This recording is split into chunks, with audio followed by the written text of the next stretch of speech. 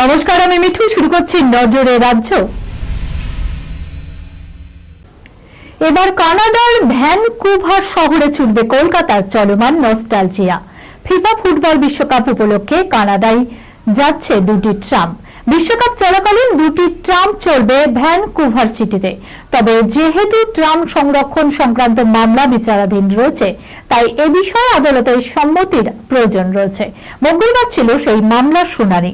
সেখানে রাজ্যের আইনজীবী হাইকোর্টের কাছে আবেদন করেছেন ফিফা 2026 উপলক্ষে দুটি ট্রাম কানাডার ভ্যানকুভার সিটি স্থানান্তরে অনুমতি দেওয়ার জন্য।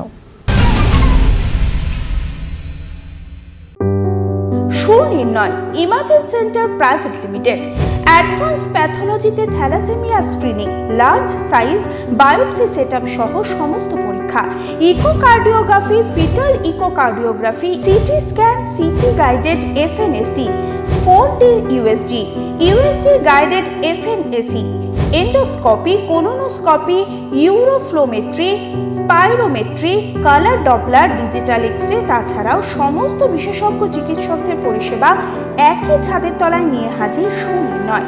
ঠিকানা 126/1 পিলখানা রোড, রানীবাগান, বহরমপুর, মুর্শিদাবাদ।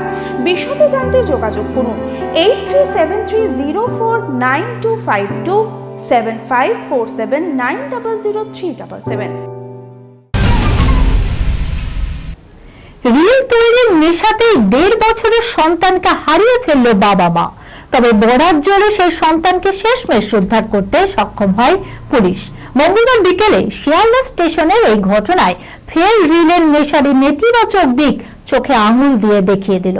মঙ্গলবার শিয়ালদায় স্বামী স্ত্রী মিলে রিল বানানো শুরু করে। এদিকে তাদের 1.5 বছরের শিশু সন্তান ততক্ষণে বাবা মার সঙ্গ ছেড়ে চলে গিয়েছে বেশ অনেকটাই দূরে। রিল বানাতে এতটাই ব্যস্ত ছিল দম্পতি, বিষয়টি খেয়ালই করেনি। এদিকে ভিড়ের ঠেলায় 18 নম্বর প্ল্যাটফর্মের শেষ প্রান্তে চলে যায় 1.5 বছরের ওই শিশুটি। অবশেষে হুঁশ ফেরে বাবা ও মার, ততক্ষণে অনেক দূরের সন্তান। তবে পুলিশের তৎপরতায় হারানো সন্তানকে ফিরে পায় ওই দম্পতি। আদ্যপান্ত কমার্শিয়াল সিনেমায় মুখদের এখন ভিন্ন স্বাদের সিনেমায় দেখা যাচ্ছে। ছক ভাঙা চরিত্রে অভিনয় করে যেমন দর্শকদের নজর কেড়েছে, তেমনি সিনে সমালোচকদের কলমের প্রশংসিত হচ্ছেন তারা।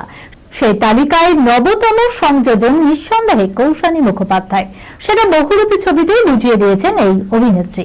শোনা যাচ্ছে এবার সৃজিত মুখোপাধ্যায়ের হেমলক সোসাইটি সিকুয়েলে দেখা যাবে কৌশানী মুখোপাধ্যায়কে।